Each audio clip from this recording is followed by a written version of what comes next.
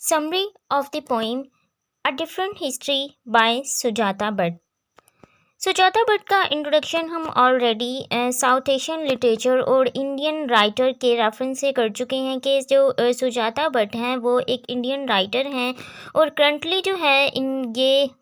जिस टाइप के वर्क लिखती हैं इनको हम पोस्ट कॉलोनियल लिटरेचर में काउंट करते हैं। इनकी एक पोइम जो है हम ऑलरेडी डिस्कस कर चुके हैं जो कि कोर्स में शामिल है। अब हम a different history by Sujata Bhatt जो है इसको डिस्कस करेंगे। इस पोइम को अगर हम देखें तो बेसिकली इसके अंदर टू मेन पॉइंट्स को हाईलाइट किया गया है ड्यूरिंग दी कॉलोनाइजेशन, यानी कि कॉलोनाइजेशन के टाइम पर या उसके बाद यानी कि आफ्टर कॉलोनाइजेशन के जो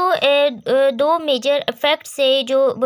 इशू थे जो सुजाता भट्ट अपनी इस पोइम के हवाले से हाईलाइट करना चाहती हैं। द फर्स्ट वन इज़ जो है वो the importance of book and the second one is the important of language. अब बुक की इम्पोर्टेंस को वो किस तरह से इस पोइम के अंदर एक्सप्लेन करती हैं, इसके लिए जो है वो अपनी एक जो इंडिया में जब हम देखते हैं कि डिफरेंट टाइप की जो मिथ्स होती हैं यानी कि उनकी जो सुपरस्टिशंस हैं हम उनको जानते हैं कि इंडिया में जो हैं कुछ ऑकवर्ड टाइप की जो सुपरस्टिशंस होती हैं जिनमें एक जो है वो इस तरह भी है कि वो अपने जो गॉड हैं यानी कि जिनकी वो वर्शिप करते हैं वो डिफरेंट गॉड्स को जो है वो बिलीव करते हैं, एडमायर करते हैं।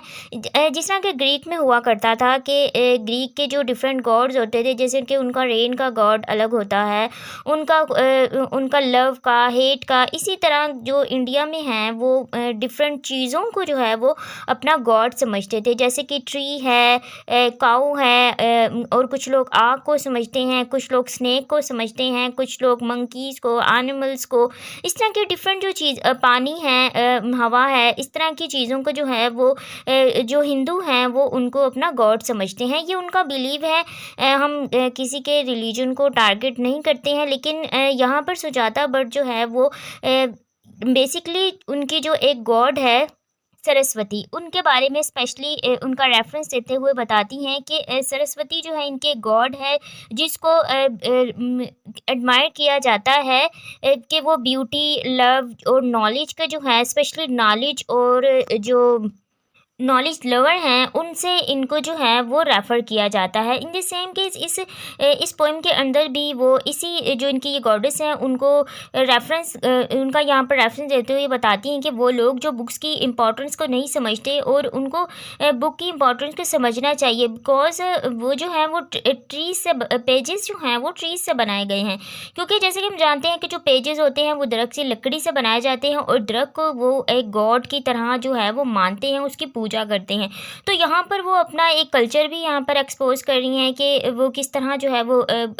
चीज़ों को मानते हैं और उस साथ साथ वो बुक्स के इम्पोर्टेंस को भी इसके साथ रेफ़र करती हैं कि हम जो है वो अपनी किताबों को आजकल हमने जो है वो छोड़ दिया है, हम किस तरह सोशल मीडिया की तरफ खुद को मूव कर चुके हैं, हमने जो बुक्स के इम्पोर्टेंस है उनको जो हम भूल चुके हैं। और इसके साथ साथ वो जो है उनका गॉड यानी कि उनका जो कल्चर है उसके बारे में वो बताती हैं कि किस तरह सरस्वती जो है कि जब हम कोई भी बुक पढ़ते हैं तो उसको हम ध्यान से और गौर से पढ़ना चाहिए, क्योंकि फ़र्स्ट ऑफ ऑल कि वो पेजेस जो हैं वो दरख्त से बनाए गए हैं और दरख्त उनके लिए जो है वो एक गॉड की मानंद होता है। और दूसरा ये कि जो उसके ऊपर इल्म यानी कि नॉलेज लिखा होता है वो रेफ़र करता है सरस्वती जो कि उनकी ऑलरेडी एक और गॉड है। तो यहाँ पर वो अपने रिलीजन के ज़रिए ये हमें बताती हैं कि जो बुक्स हैं वो हमारे लिए कितनी इंपॉर्टेंस है और उनके अंदर लिखा हुआ इल्म वो उससे भी ज़्यादा हमारे लिए इम्पोर्टेंस है। सेकंड पॉइंट जो वो यहाँ पर हाईलाइट करती हैं वो ये कि जो लैंग्वेज है उनकी जो लैंग्वेज थी, अब यहाँ पर वो डायरेक्ट किसी लैंग्वेज का रेफरेंस नहीं देती, लेकिन उनके लिए जो लैंग्वेज है वो जो है हिंदी ज़बान थी। लेकिन जो ये सुजाता भट्ट है वो गुजराती ज़बान और इंग्लिश जो है वो इसको ज़्यादा प्रेफर कर गुजराती ज़बान बोला करती थी। और इनके जो नॉर्मली जो वर्ड्स हैं वो ट्रांसलेशन वर्जन में भी गुजराती टू इंग्लिश हैं। लेकिन वो यहाँ पर जो उनकी एक मादरी ज़बान है, उनकी जो मदर टंग है, उसके बारे में बताती हैं कि जब यहाँ पर मुसलमान आए थे तो उन्होंने वहाँ पर अपनी फ़ारसी और अरबिक और उर्दू लैंग्वेज यहाँ पर जो है वो नाफिज़ करवाई, स्पेशली फ़ारसी ऑफ़िशियली। और जब ब्रिटिशर्स वहाँ पर आए तो उन्होंने इंग्लिश लैंग्वेज, और इन दोनों के दरमियान और आफ्टर उसके बाद इंग्लिश लैंग्वेज वहाँ पर जो है वो जो नाफिज़ की गई। तो इससे क्या इम्पैक्ट हुआ कि जो उनकी मदर टंग है वो निगलेक्ट हो गई, उसको लोग भूल चुके हैं, हालांकि मादरी ज़बान उनके लिए बहुत ज़्यादा इंपॉर्टेंस रखती है। यहाँ पर वो हम बेसिकली वो अपनी लैंग्वेज के थ्रू सबको इस चीज़ का मैसेज देना चाहती हैं कि हमें जो है वो कॉलोनाइज़र कौन होते हैं, जो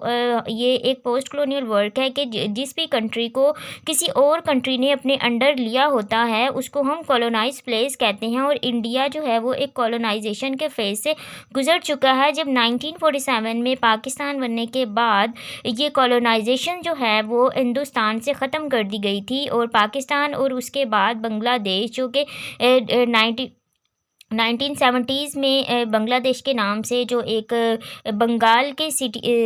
प्रोविंस से एक सिटी कंट्री बना था, यानी कि हिंदुस्तान जो है फर्दर अब 3 कंट्रीज़ में डिवाइड हो चुका है। लेकिन इससे पहले इस पर जो हम जानते हैं कि कॉलोनाइजेशन की गई थी किसके थ्रू, कॉलोनाइज़र के, तो वो उनके जो इम्पैक्ट्स थे उसके बारे में भी ये हमें बताती हैं। इस पोइम को हम एनालिसिस इस तरह ही कर सकती हैं कि ये एक पोस्ट कॉलोनियल वर्क है जिसके थ्रू वो हमें ब्रिटिशर्स और उनसे पहले जो यहाँ पर लोग आए उन्होंने जो बुक्स और लैंग्वेज को जो नुकसान पहुँचाया उसके बारे में वो बात करती हैं। क्योंकि ब्रिटिशर्स ने सबसे पहले जिस चीज़ को टारगेट किया था वो हिंदुस्तान की एजुकेशन थी, और एजुकेशन को टारगेट करने के लिए उन्होंने सबसे पहले लैंग्वेज को टारगेट किया, देन और उनकी नॉलेज को, जो उन अपनी एजुकेशन वहाँ पर नाफिज करने के लिए जो उनका मेन टारगेट था वो वहाँ के उनका जो नॉलेज सिस्टम है, एजुकेशन सिस्टम है, उसको टोटली चेंज कर देना। तो यही 2 पॉइंट्स हाईलाइट बेसिकली वो करना चाहती हैं कि किस तरह हमारा एजुकेशन सिस्टम और एजुकेशन सिस्टम को किस तरह बिगाड़ने के लिए उसको डाउनफॉल की तरफ ले जाने के लिए जो एक मेन कॉज, जो एक मेन टूल इस्तेमाल किया गया था वो लैंग्वेज था।